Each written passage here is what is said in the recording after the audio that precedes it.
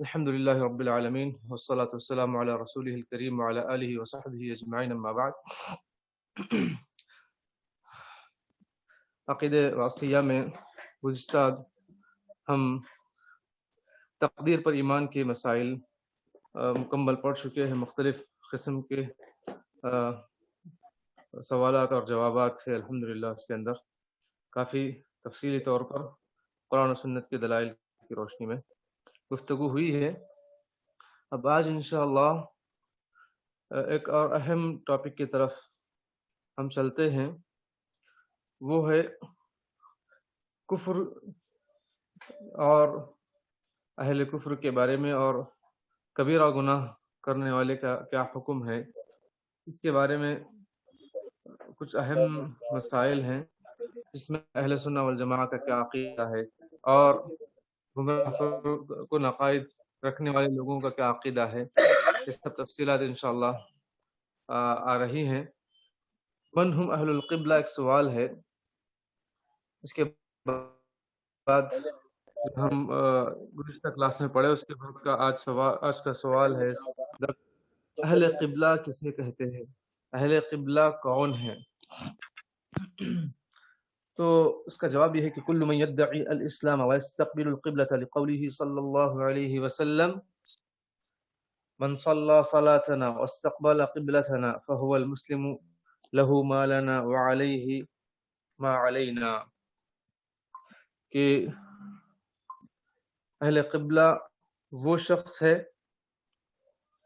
جو مسلمان کہلاتا ہے اور قبلہ رخ ہو کر نماز ادا کرتا ہے تو وہ اہل قبلہ کہلاتے ہیں۔ جیسے کہ اللہ کے رسول صلی اللہ علیہ وسلم کی حدیث ہے کہ جس نے بھی نماز پڑھی اور ہمارے قبلے کی جانب رخ کر کے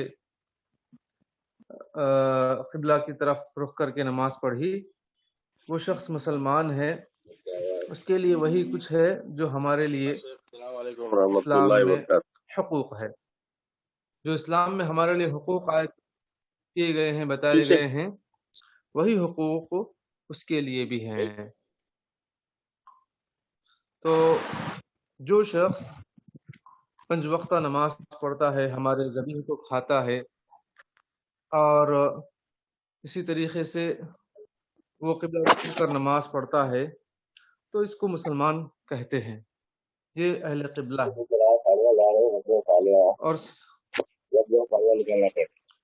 اور اس کے بعد وہ شخص کون ہے؟ من هو العاصی، جو گناہ کرتا ہے، اس کی تعریف کیا ہے؟ وَهَلْ يَخْرُجُ الْإِيمَانِ بِعِصْيَانِهِ أَمْ لَا، کیا وہ اپنے گناہ کبیرہ کی وجہ سے اسلام سے یا ایمان سے خارج ہے یا نہیں ہے؟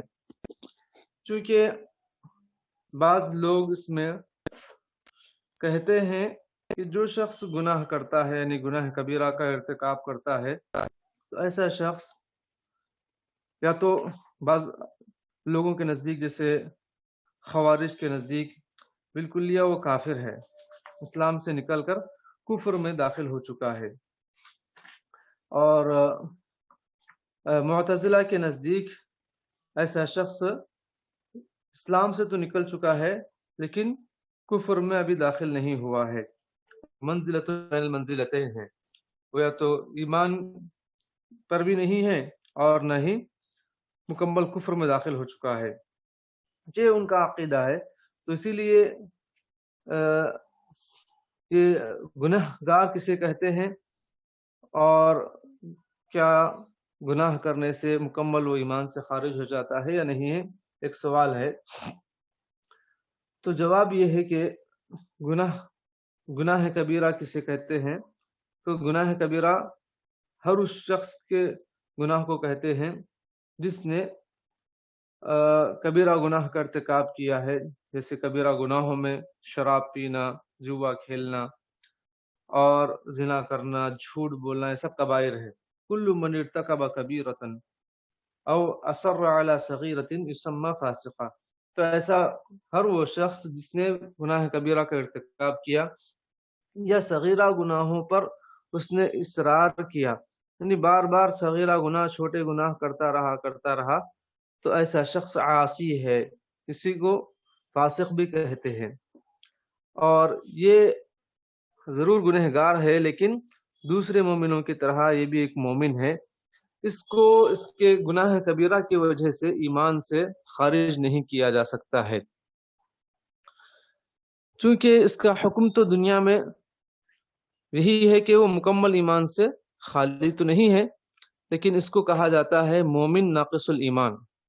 اس کو کیا کہیں گے؟ مومن ناقص الایمان، جو گناہ کبیرہ کا مرتکب ہے، جو فاسق ہے، جو نافرمان ہے، تو اس کو کافر تو نہیں کہیں گے، مومن تو ہے لیکن مکمل مومن بھی نہیں کہہ سکتے، اسی لیے اس کو اہل سنہ والجماعہ کہتے ہیں مومن ناقص۔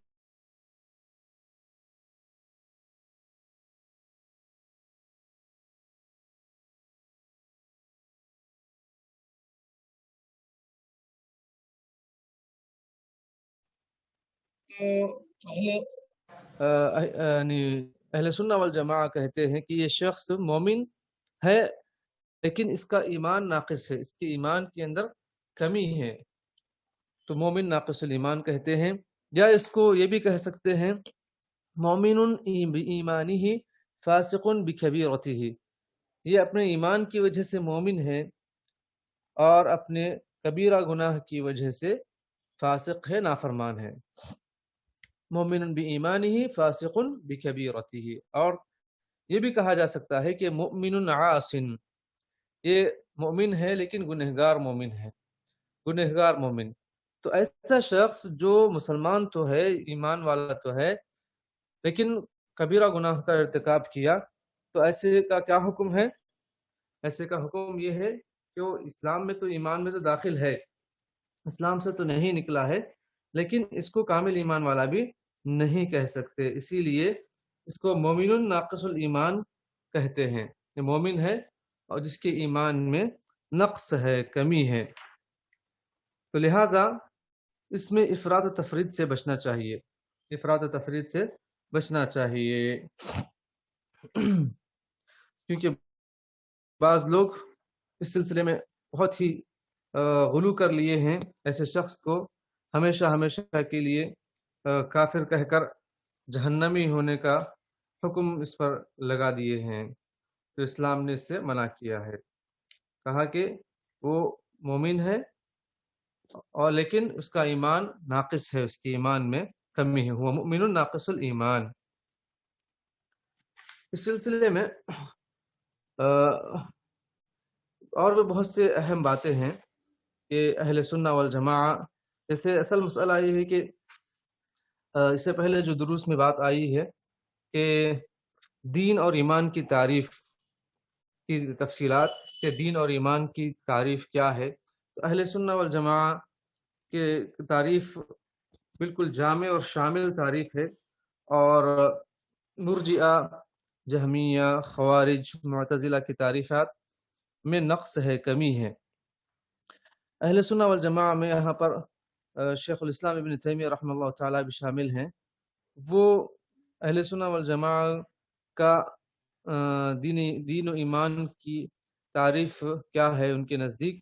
وہ کہتے ہیں کہ قول و عمل، قول القلب واللسان وعمل القلب واللسان والجوارح، یہ اقرار بھی ہے، قول بھی ہے اس کے اندر ایمان کی تعریف میں، اور عمل بھی ہے، اور قول کے اندر دل کی بات بھی ہے، یعنی دل سے اقرار کرنا ہے اور زبان سے بھی اقرار کرنا ہے، اور عمل القلب دل سے عمل کرنا بھی ہے اور زبان سے بھی اور اعضاء و جوارح سے۔ اب اس کی ہر ایک کی جو ہے تفصیلات گزر چکی ہیں، اختصار کے ساتھ اس کی تفصیلات یہ ہیں کہ قول القلب سے مراد کیا ہے؟ دل سے اس بات کو سچا ماننا، اللہ پر سچا ایمان رکھنا، تصدیق کرنا، اس کا اقرار کرنا، یہ ایمان کا حصہ ہے، اور عمل القلب اس کے اندر یہ ہے کہ جب دل سے سچا سمجھے اور سچا مانے، اس کا اقرار کیے، تو دل سے اس کو اس پر جو ہے اس کے مطابق اس کے تقاضوں کو پورا کرنا چاہیے، جیسے خشیت اور ڈرنا، مطلب خضوع، عاجزی اختیار کرنا، رغبت اور رہبت، اللہ تعالیٰ سے رغبت رکھنا، اس سے خوف رکھنا، اسی پر توکل کرنا، اسی سے امید وابستہ رکھنا، اسی سے محبت کرنا، یہ سب کے سب اعمال القلوب ہے، الاعمال القلبیہ ہے۔ تو سب سے پہلے قول القلب میں اس بات کی تصدیق کرنا، ان تمام باتوں کی اللہ پر ایمان لانا، اور اس کے تنہا اور اکیلے ہونے کا دل سے اقرار کرنا، اور اس کے ساتھ ساتھ اللہ تعالیٰ کی ذات سے ڈرنا، محبت کرنا، اس پر بھروسہ کرنا وغیرہ۔ تو یہ سب ایک دوسرے سے جڑے ہوئے ہیں۔ جب دل اگر نہ مانے اور یعنی دل اس کی تصدیق کرے لیکن دل کے اعمال نہ انجام پائے، تو یہ ایسے لوگ بھی مومن نہیں ہیں۔ یعنی دل صرف زبان سے کہہ رہے ہیں لیکن عملی طور پر اللہ سے واقعی معنی میں نہیں ڈرتے ہیں، تو ایسے لوگوں کے بارے میں اللہ نے فرمایا وَمَا يُؤْمِنُ أَكْثَرُهُم بِاللَّهِ إِلَّا وَهُم مُشْرِكُونَ، کہ ان میں سے بہت سے لوگ ایسے ہیں جو اللہ پر ایمان لاتے ہیں حالانکہ وہ مشرک ہیں۔ اس لیے کہا فَإِنَّهُ أَوَّلًا يَصْدُقُ ثُمَّ يَنْقَادُ لِمَا صَدَقَ بِهِ وَكَوْنُهُ يَصْدُقُ وَلَا يَنْقَادُ مِنَ الْحُجَّةِ عَلَيْهِ، ایسا شخص جو دل سے اقرار کرتا ہے لیکن اس کی تصدیق نہیں کرتا ہے، یعنی صحیح معنوں میں اللہ سے نہیں ڈرتا ہے، صحیح معنوں میں اللہ پر بھروسہ نہیں کرتا ہے، اس سے امید وابستہ نہیں رکھتا ہے، اس سے صحیح معنوں میں محبت نہیں کرتا ہے، تو گویا کہ ایسا شخص ایمان لانے کے باوجود بھی شرک کی راہ پر ہے۔ اور قول لسان، اسی کے اندر جو ہے کلمہ لا الہ الا اللہ کا اقرار ہے، اشہد ان لا الہ الا اللہ جو زبان سے اقرار کرتے ہیں، اس سے مراد وہ ہے۔ اور اس سے عمل سے مراد جیسے لا الہ الا اللہ کے علاوہ دیگر جو اذکار ہیں، ان اذکار جو عبادات کی قسمیں ہیں، ان اذکار کا اہتمام کرنا چاہیے۔ تو قول اللسانی والعمل به، زبان سے اقرار کرنا ہے، شہادت کا اقرار کرنا، اشہد ان لا الہ الا اللہ واشہد ان محمد عبدہ رسولہ، زبان سے کہنا، یہ بھی ایمان کا حصہ ہے۔ اور اس سے عمل کرنا، زبان سے عمل کرنا، یعنی زبان سے اللہ کا ذکر کرنا، قرآن کی تلاوت کرنا وغیرہ، اور واجبات پر عمل کرنا، مندوبات پر عمل کرنا، محرمات کو چھوڑ دینا بھی اس میں شامل ہے۔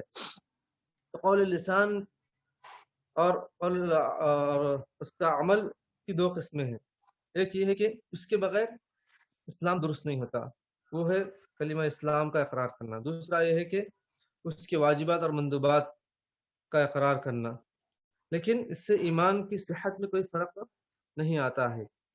بہرحال یہ تمام ایمان کی قسمیں ہیں، ایمان کی خصلتیں ہیں، چاہے ظاہر کے ہوں چاہے باطن کے ہوں۔ اور عمل الجوارح یہ بھی ایمان کا حصہ ہے، جیسے اعضاء و جوارح سے عمل کرنا، نماز پڑھنا، اس سے پہلے نماز کی طرف پیدل چل کر جانا، صدقات و خیرات کرنا اپنے ہاتھوں سے، اور حج کے ارکان ادا کرنا، اس طرح کے جو ظاہری اعمال ہیں تمام کے تمام ایمان کا حصہ ہے۔ تمام جتنے بھی اطاعتیں ہیں، فرض عبادتیں، نفل عبادتیں، یہ تمام کاموں کو انجام دینا ایمان کا حصہ ہے۔ اور ساتھ ہی حرام کردہ چیزوں سے رک جانا، یہ بھی ایمان کا حصہ ہے۔ اللہ اکبر، دیکھیں حرام کاموں سے رکنا بھی ایمان والا عمل ہے، اور ایمان کے واجبات کی خصلتوں میں سے خصلت ہے۔ تو اہل سنہ والجماع کے ساتھ معتزلہ اور خوارج اس بات کا اتفاق کرتے ہیں کہ قول اور عمل کا نام ایمان ہے، لیکن مرجئہ اور ان سے بھی بڑے جہمیہ اہل ایمان کے مخالف ہیں۔ مرجئہ کے پاس عمل نہیں ہے، صرف قول کافی ہے، لا الہ الا اللہ پڑھ لیے تو کافی ہے، عمل کی ضرورت نہیں ہے، تو انہی میں جہمیہ بھی ہے۔ اور فقہاء المرجئہ میں جو ہے بہت سے بڑے بڑے فقہاء بھی اس بات کا عقیدہ رکھتے ہیں کہ بس ایمان اقرار کا نام ہے، بس زبان سے تصدیق کا نام ہے، عمل اس میں شامل نہیں ہے۔ تو اس طرح کا عقیدہ رکھنا یہ بدعت ہے، جو فقہا بھی کچھ فقہا اس کا عقیدہ رکھتے ہیں، تو ان کا حکم کیا ہے؟ یہ بدعت کر رہے ہیں۔ بہرحال ان لوگوں نے صرف ایمان کی تعریف کی ہے کہ شہادتین کا اقرار کرنا زبان سے اور اس کی تصدیق کرنا، تو اسی لیے یہاں پر ان کی جو ہے خامی نظر آتی ہے عقیدے میں۔ جہمیہ اور مرجیہ کہتے ہیں کہ تصدیق فقط او قول فقط، بس زبان سے اقرار کرنا اور دل سے تصدیق کرنا، بس یہی ایمان ہے۔ ایمان نہ بڑھتا ہے نہ گھٹتا ہے، نہ ایمان کا کچھ حصے ہوتے ہیں۔ یا تو وہ شخص، وہ لوگ جو ہے اعمال کو داخل نہیں، یعنی اعضاء کے اعمال کو داخل نہیں کرتے ایمان کے نام میں، یعنی جو شخص عمل کرتا ہے تو وہ ایمان کا حصہ نہیں کہتے ہیں وہ لوگ۔ تو اس طرح سے اگر یہ لوگ کہیں تو ان کے نزدیک جبریل علیہ السلام کا ایمان اور فرعون کا ایمان برابر ہو گیا، کیونکہ وہ لوگ عمل کو ایمان میں داخل نہیں کرتے ہیں اور ایمان کے اندر کمی بیشی کے قائل نہیں ہیں۔ بہرکیف یہ بہت بڑے بڑے مسائل ہیں جس میں جو ہے بہت سے لوگ گمراہ ہو چکے ہیں۔ تو اہل سنہ والجماعہ کہتے ہیں کہ جو ہے ایمان میں کمی اور زیادتی ہوتی ہے، کبھی جو ہے عامل کی وجہ سے، جیسے کہ عورت ہے، عورت کے ایمان میں بھی کمی بیشی ہوتی ہے، جیسے کہ اللہ کے نبی صلی اللہ علیہ وسلم سے پوچھا گیا کہ کیسے وہ ایمان، اس کی دین اور ایمان کی کمی ہے، تو فرمایا کہ جو ہے الیس اذا حاضت لم تصلی ولم تصم، کہ عورت جب حائضہ ہوتی ہے تو نماز اور روزہ سے نہیں رکتی ہے۔ ہم نے کہا، ان لوگوں نے کہا کہ کیوں نہیں؟ ہاں رک جاتی ہے، تو کہا کہ یہ اس کے دین کی کمی ہے، دین کا نقصان ہے، اس کے باوجود گنہگار نہیں ہے۔ اس کے ایمان میں کمی ضرور واقع ہوتی ہے لیکن گنہگار نہیں ہے۔ تو اس طریقے سے ایمان میں کمی بیشی ہوتی رہتی ہے۔ یہ اہل سنہ والجماعہ کا عقیدہ ہے، لیکن دیگر گمراہ فرقوں کا عقیدہ یہ ہے کہ اس کے مخالف ہے۔ اور معتزلہ اور خوارج کہتے ہیں کہ ایمان میں زیادتی اور کمی نہیں ہوتی، جیسے کہ جہمیہ مرجیہ نے کہا ہے۔ اور یہ بھی جو ہے ایمان کے اندر جو ایمان کے حصے نہیں ہوتے ہیں، کمی بیشی نہیں ہوتی ہے۔ تو اسی وجہ سے یہ لوگ کہتے ہیں کہ جو شخص گناہ کبیرہ کا ارتکاب کرتا ہے وہ کافر ہے، اسی لیے ایسے شخص کو ایمان سے خارج کر دیتے ہیں جو خوارج۔ اور خوارج، معتزلہ اور مرجئہ، جہمیہ ایک چیز کے اندر آپس میں اتفاق رکھتے ہیں ایمان کی تعریف میں، کہ ایمان میں کمی اور زیادتی نہیں ہوتی ہے، یا تو ایمان مکمل باقی رہتا ہے یا مکمل ختم ہو جاتا ہے۔ اور معتزلہ اور خوارج اہل سنہ والجماعہ سے اس بات پر اتفاق رکھتے ہیں ایمان کی تعریف میں کہ ایمان قول اور عمل کا نام ہے، لیکن اختلاف کرتے ہیں اہل سنہ والجماعہ سے اس بات میں کہ ایمان میں کمی بیشی نہیں ہوتی ہے۔ تو اس سلسلے میں وہ اہل سنہ والجماعہ کے خلاف ہے۔ بہرحال یہاں پر ایک جو گمراہ فرقے ہیں ان کے کچھ اہم جو عقائد کو پیش کیا جا رہا تھا کہ ایمان کی تعریف کے سلسلے میں کہ ایمان دراصل کس بات کا نام ہے، قول، عمل اور عمل القلب والجوارح واللسان، یہ ایمان ہے، اس کی تعریف ہے اہل سنہ والجماعہ کے نزدیک۔ اور اسی طریقے سے ایمان یزید بالطاعۃ وینقص بالمعصیہ، ایمان میں کمی بیشی ہوتی ہے، طاعت کے ساتھ اضافہ ہوتا ہے اور گناہ کے ساتھ ایمان میں کمی ہوتی ہے۔ لیکن اس کے برخلاف جہمیہ مرجیہ کا عقیدہ اور معتزلہ خوارج کا عقیدہ الگ ہے، کہ وہ کہتے ہیں کہ اس میں ایمان میں کمی بیشی نہیں ہوتی ہے۔ بہرحال یہ غلط عقیدہ ہے، اس سے بچنا چاہیے۔ اور اس کے بعد یہ ہے کہ سوال ہے، ما ہی الکبیرہ، کبیرہ گناہ کسے کہتے ہیں؟ هي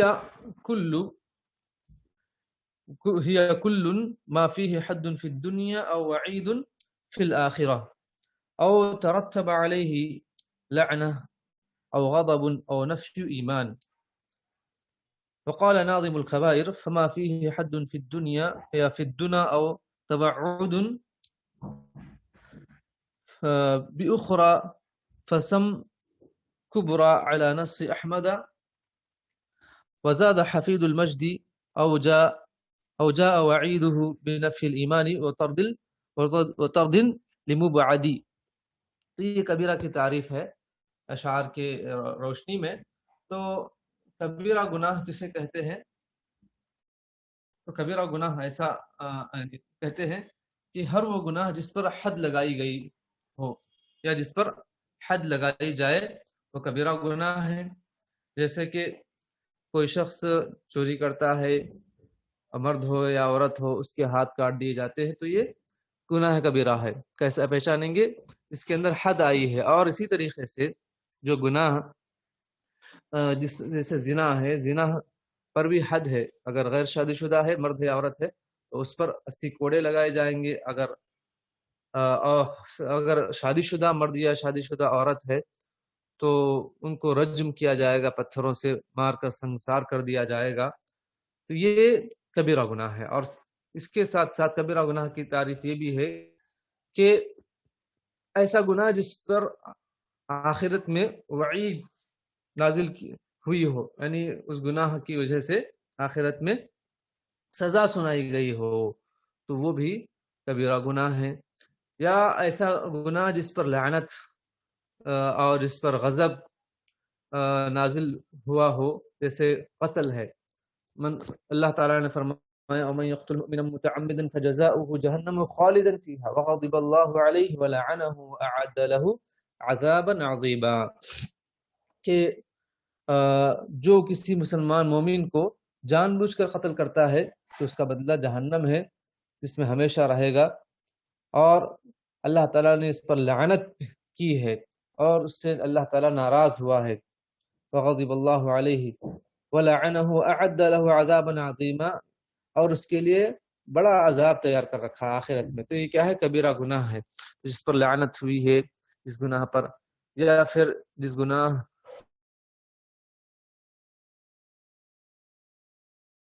اللہ علی الکاذبین، جھوٹوں پر اللہ تعالیٰ کی لعنت ہو، تو یہ کبیرہ گناہ ہے. اس طریقے سے جس پر بھی ایسی وعید آئی ہیں وہ کبیرہ گناہوں میں شامل ہے.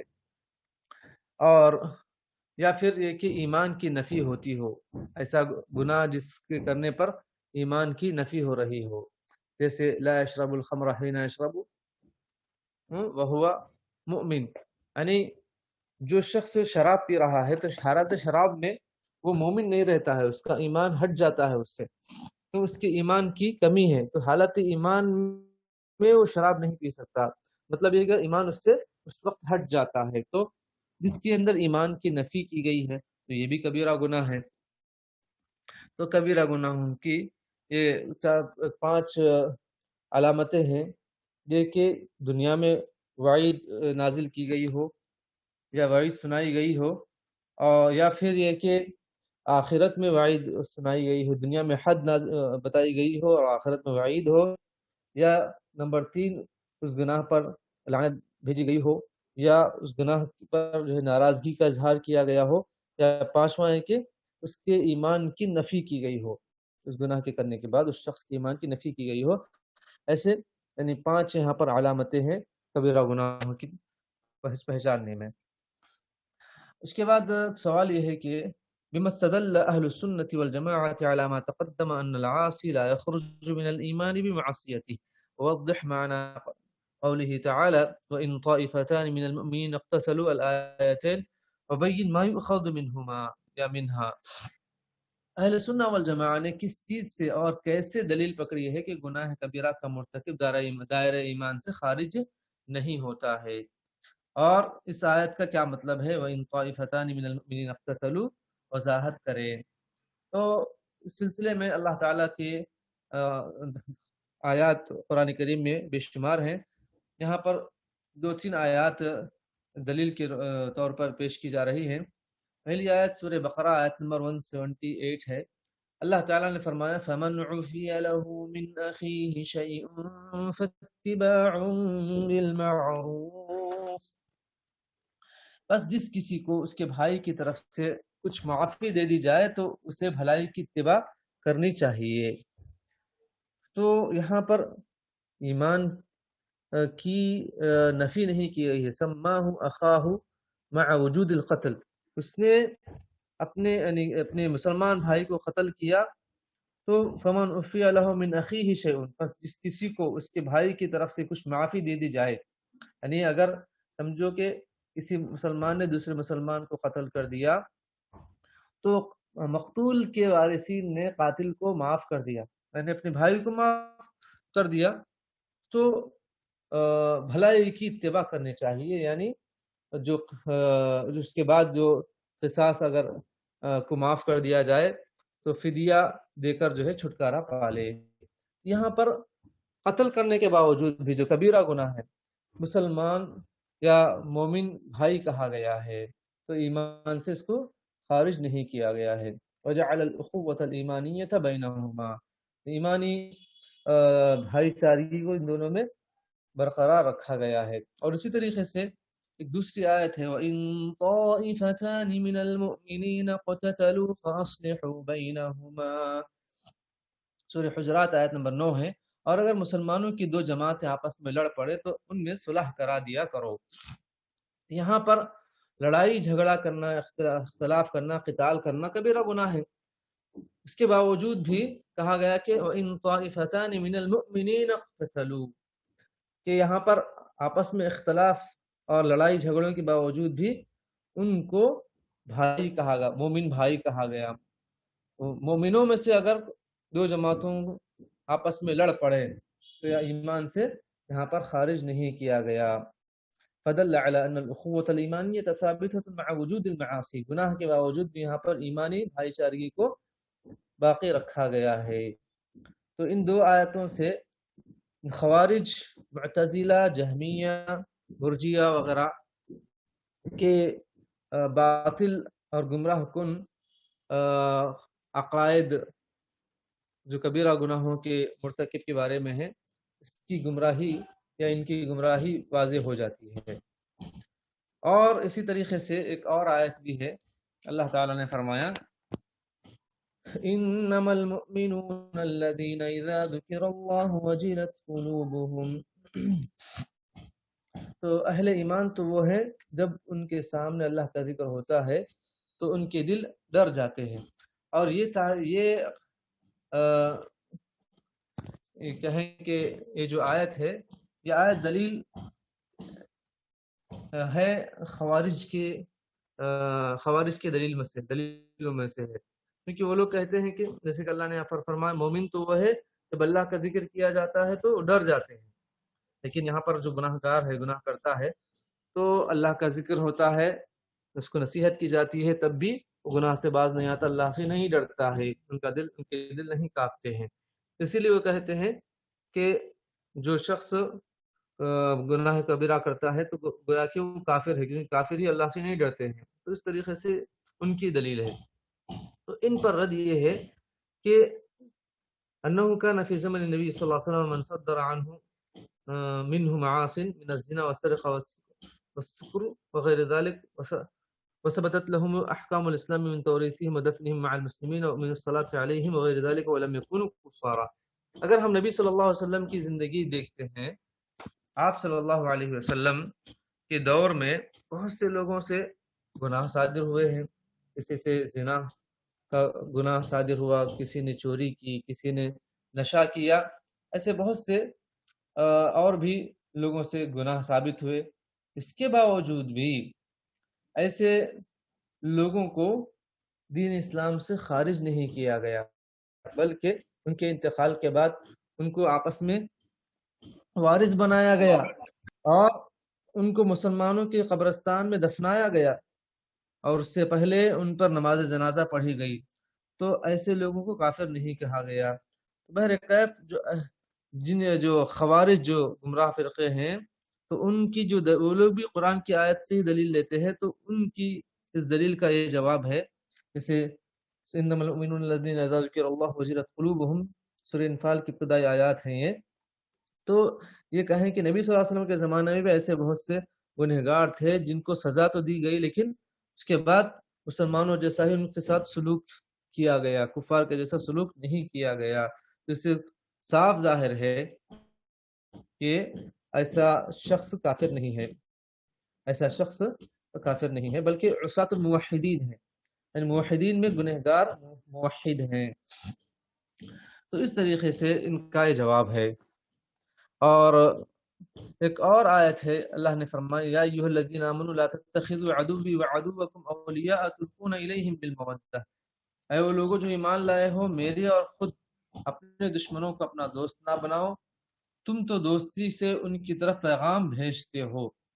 یعنی یہاں پر ایمان والوں سے خطاب کیا گیا کہ تم کافروں کو اپنا دوست نہ بناؤ. اور نبی کریم صلی اللہ علیہ وسلم نے فرمایا کہ مسلمان کو گالی دینا فسق ہے اور اس سے لڑائی کرنا کفر ہے. اور ایک نبی صلی اللہ علیہ وسلم نے فرمایا لوگوں کے ساتھ مسلمانوں والا اچھا. اس کے باوجود یہاں پر جو حدیث میں ہے کہ مسلمان کو گالی دینا فسق ہے، گناہ ہے، اور اس سے لڑائی کرنا کفر ہے، تو لڑائی کرنے کے باوجود بھی نبی کریم صلی اللہ علیہ وسلم نے ایسے انصاری صحابہ کے ساتھ، مہاجرین صحابہ کے ساتھ مسلمانوں جیسا سلوک کیا. شادی شدہ زانی وغیرہ کے علاوہ کسی کو قتل کرنے کا حکم نہیں دیا. تو حدیث میں اس بات کی گواہی ہے کہ اللہ کے علاوہ، حدیث میں ہے کہ جو مسلمان اس بات کی گواہی دے کہ اللہ تعالیٰ کے علاوہ کوئی عبادت کے لائق نہیں، اور بے شک میں اللہ تعالیٰ کا رسول ہوں، تو اس کا قتل کرنا 3 صورتوں کے علاوہ جائز نہیں ہے. اور شادی شدہ ہو کر زنا کرے، مرتد ہو جائے، یا پھر کسی بھی گناہ انسان کو قتل کرے، تو ایسے 3 ہی لوگوں کو قتل کیا جا سکتا ہے اس حدیث کی روشنی میں. تو اس سے صاف بات واضح ہے کہ کوئی شخص گناہ کبیرہ کا ارتکاب کرتا ہے تو وہ اسلام سے تو نہیں نکلتا ہے، وہ مسلمان ہی رہتا ہے. تو یہ ایک اہم مسئلہ رہا جو عقیدے کی کتابوں میں یہ جو ہے بیان کیا جاتا ہے. اور اس کے بعد ایک سوال یہ ہے کہ ایمان مطلق اور مطلق ایمان میں کیا فرق ہے؟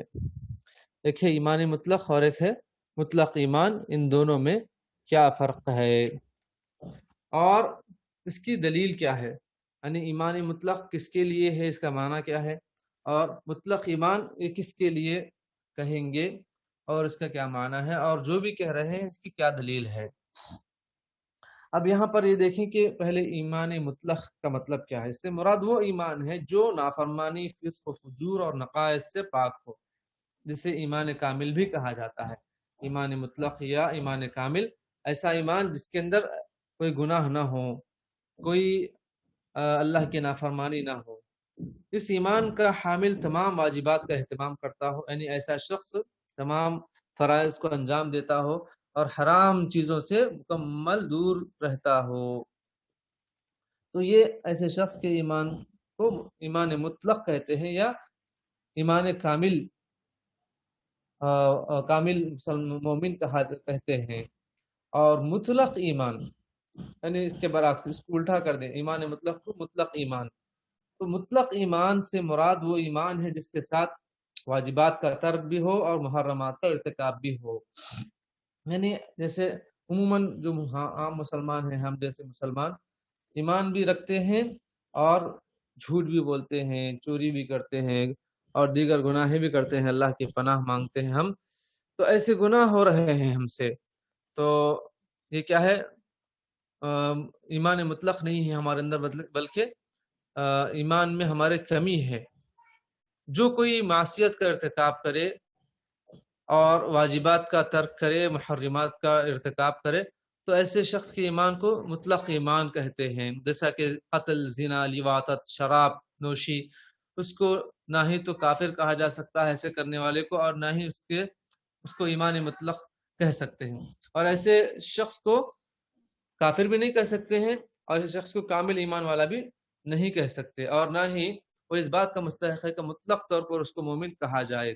کیونکہ نبی کریم صلی اللہ علیہ وسلم نے فرمایا کہ زانی حالت زنا میں ایمان کی حالت میں نہیں رہتا ہے. لا یزنی الزانی حین یزنی وهو مؤمن، جیسے کہ حدیث ہے ولا يسرق السارق حين يسرق وهو مؤمن ولا يشرب الخمر حين يشربها وهو مؤمن ولا ينتهب نهبة ذات شرف يرفع الناس إليه فيها أبصارهم حين ينتحبها وهو مؤمن فهذا الحديث فيه نفي الإيمان عن أهل الكبائر. تو اس حدیث سے ثابت ہوتا ہے کہ جو کبیرہ گناہ کے مرتکبین سے ایمان کی نفی ہے، لیکن کامل ایمان کی نفی نہیں ہے. ایسا شخص جس وقت گناہ کر رہا ہے اس سے ایمان اٹھ جاتا ہے. بہرحال ایسے شخص کو مطلق مومن بھی نہیں کہہ سکتے، مطلق کافر بھی نہیں کہہ سکتے. گویا کہ بعض معاصی کا ارتکاب کرنے والے کو حدیث میں کہا جا رہا ہے کہ وہ ناقص ایمان والا ہے، یعنی مومن تو ہے، ایمان تو ہے، لیکن اس کے ایمان میں نقص ہے. اسی لیے شروع میں بات آئی تھی ایسے شخص کو کیا کہیں گے؟ ناقص ایمان والا، مومن ناقص الایمان، یا مومن بایمانہ فاسق بکبیرتہ، یا مومن عاص. ایسے الفاظ سے تعبیر کیا جائے گا. نبی کریم صلی اللہ علیہ وسلم نے اس کے ساتھ دیگر مسلمانوں جیسا حملہ کیا جیسے بات گزر چکی ہے. تو اس سے صاف ظاہر ہے کہ ایسے شخص کو ہم کامل مومن نہیں کہہ سکتے جو گناہ کبیرہ کا ارتکاب کرتا ہے. اس کو ہم کہیں گے مومن عاصن، یعنی گنہگار مومن، یا مومن بایمانہ فاسق بکبیرتہ کہا جائے گا اس کو، یا پھر ناقص مومن ناقص الایمان یہ کہیں گے ایسے شخص کو. لیکن ان کے علاوہ جو دیگر گمراہ کن فرقے ہیں جیسے کہ خوارج، معتزلہ وغیرہ، وہ لوگ تو گناہ کبیرہ کے بعد اس کو دین سے نکال دیتے ہیں. اگر توبہ کیے بغیر مر جائے اس خاص گناہ سے تو ہمیشہ کے لیے اس کو جہنمی قرار دیتے ہیں. لیکن اہل سنہ والجماعہ ایسا نہیں سمجھتے. وہ کہتے ہیں کہ وہ تحت المشیہ ہے، اللہ تعالیٰ کے اختیار میں ہے. اگر توبہ کی بغیر ہی مر جائے گناہ کبیرہ سے، اللہ چاہے تو اس کو سزا دے اس کے انصاف کے مطابق، عدل کے مطابق، یا اللہ تعالیٰ نے چاہا تو اس کو بغیر سزا کے ہی معاف کر کے جنت میں داخل فرما لے.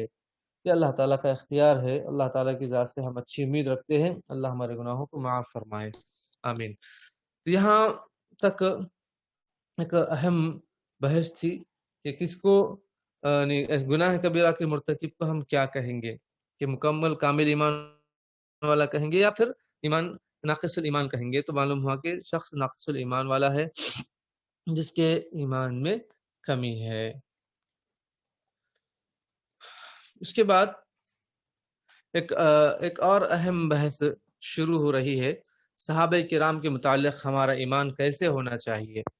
صحابہ کرام کے متعلق ہمارا ایمان کیسے ہونا چاہیے ایک اہم بحث ہے.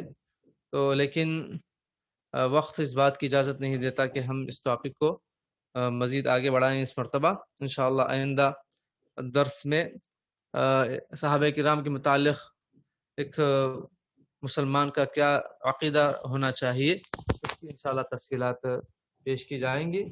اس کے بعد انشاءاللہ حدیث کا درس ہوگا. باب الولیمہ جو ہم پڑھ رہے ہیں 2-4 احادیث پڑھ چکے ہیں، انشاءاللہ مزید آگے یہ باب کو پڑھیں گے. اس وقت تک کے لیے اگر کچھ سوالات ہیں اس مسئلے میں عقیدے کے بحث میں تو آپ مختصر طور پر سوال کر کے اپنا جو ہے جو اشکال ہے اس کو دور کر سکتے ہیں. مولانا جی، تو ہمارا جو عقیدہ ہے اہل سنت والجماعت کا، تو ایمان میں عمل بھی داخل ہے. عمل کرے تو عمل کے ساتھ ساتھ ایمان کے ساتھ ساتھ عمل بھی ہونا چاہیے. تو جی، ان کا عقیدہ ہے کہ خالی ایمان کلمہ پڑھ لے تو بس ہے، ایمان ہو جاتا ہے. جی ہاں. یہ کون کہہ رہے ہیں؟ خارج. تھوڑا سا یہاں پر جو ہے میں آپ کو بتاتا ہوں کیا تفصیل ہے. اچھا، اور کچھ بتائیے اس سلسلے میں.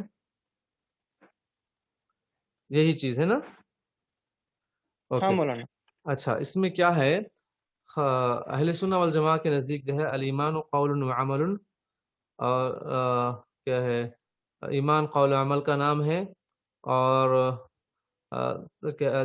تصدیق بالجنان، قول باللسان تصدیق بالجنان، وعمل بالجوارح والارکان یزید بالطاعت وینقص بالعصیان. ایمان کی تعریف ہے. ایمان کی تعریف یہ ہے کہ زبان سے اقرار کرنا، اقرار باللسان و تصدیق بالجنان، اور دل سے اس بات کی تصدیق کرنا، وعمل بالجوارح والارکان، اعضاء و جوارح سے عمل کرنا اور ایمان اطاعت کرنے سے اضافہ ہوتا ہے اور گناہ کرنے سے ایمان میں کمی واقع ہوتی ہے. یہ تعریف کس کی ہے؟ اہل سنت اہل والجماعت سنت والجماعت کا تعریف ہے. ٹھیک ہے. اب یہاں پر جو ہے معتزلہ اور خوارج یہ لوگ بھی یہی کہتے ہیں کہ ایمان قول اور عمل کا نام ہے. ایمان قول اور عمل کا نام ہے. صحیح ہے، ایمان قول اور عمل کا نام ہے. اتفاق کرتے ہیں کس سے؟ اہل سنت والجماعت کے ساتھ ان کی تعریف میں. یہاں پر اختلاف نہیں ہے. اختلاف کرنے والے اس سلسلے میں کون ہے؟ مرجیہ ہے اور جہمیہ ہے. وہ لوگ بس عمل کو ضروری نہیں سمجھتے، بس زبان سے اقرار کر لو، شہادت پڑھ لو اور سچا مان لو، بس یہی ان کے پاس کافی ہے.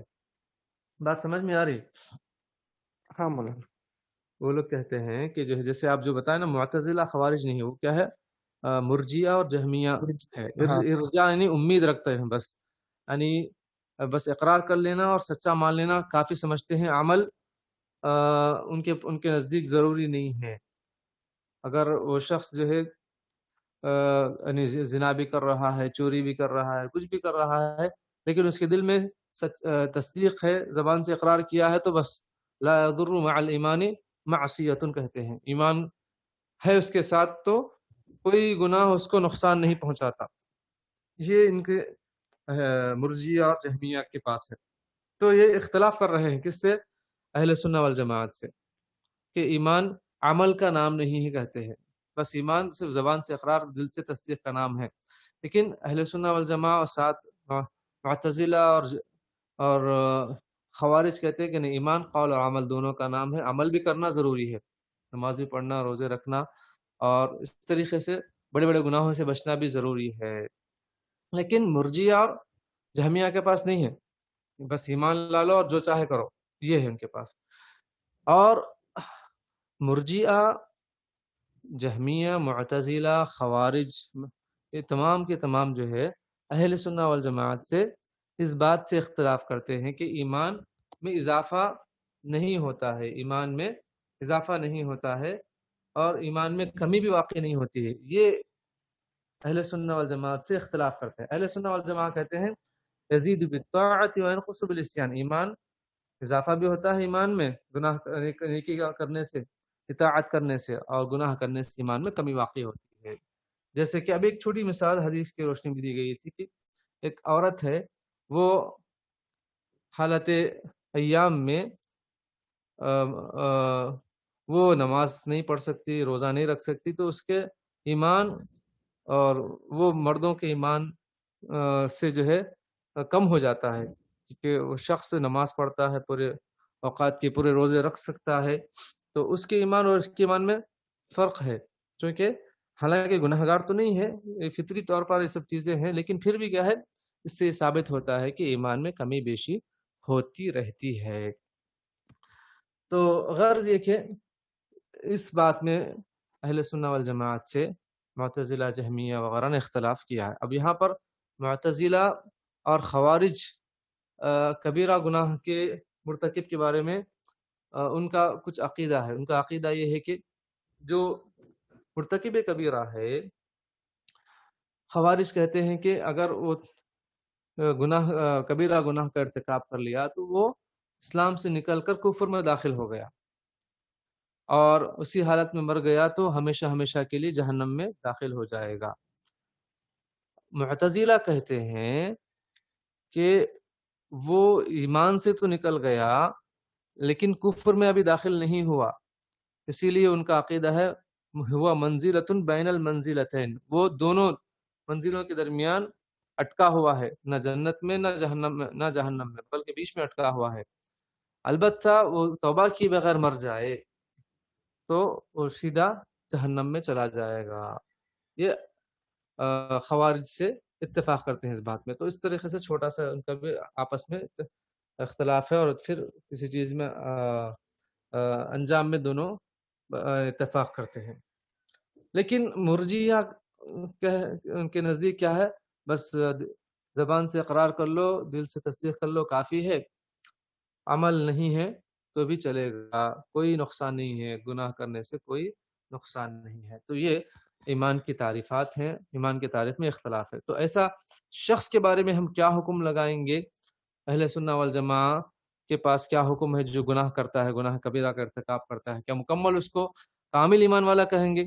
مرجیہ اس کو کامل ایمان والا کہتے ہیں ایسے شخص کو، کیونکہ ان کے پاس جو ہے گناہ سے کوئی نقصان نہیں ہے۔ اور معتزلہ اور خوارج ایسے شخص کو کافر کہتے ہیں اور ہمیشہ کے لیے جہنمی قرار دیتے ہیں۔ لیکن اہل سنہ والجماعہ کہتے ہیں کہ ایسے شخص کو، گناہ کبیرہ کرنے والے شخص کو، ہم مکمل مومن بھی نہیں کہیں گے، مکمل کافر بھی نہیں کہیں گے، بلکہ اس کو ہم یہ کہیں گے کہ وہ مومن ہے لیکن گنہگار مومن ہے، مومن عاصٍ، یا مومن ہے لیکن کامل ایمان والا مومن نہیں ہے، بلکہ وہ مومن ناقص الایمان، اس کے ایمان میں کمی ہے۔ تو اس طریقے سے اس کا حکم ہے، ایمان مطلق نہیں ہے بلکہ مطلق ایمان ہے اس کے اندر، تو اس کے اندر ناقص ایمان ہے، مومن ناقص الایمان۔ تو یہ کچھ اہم باتیں رہی آج کے درس میں۔ انشاءاللہ ابھی حدیث کا درس ہم پڑھیں گے۔ سمجھ میں آیا نا عمران بھائی اور دیگر احباب؟ یہ بات کلیئر ہے؟ ہاں مولانا، جزاک اللہ خیر مولانا۔ وہی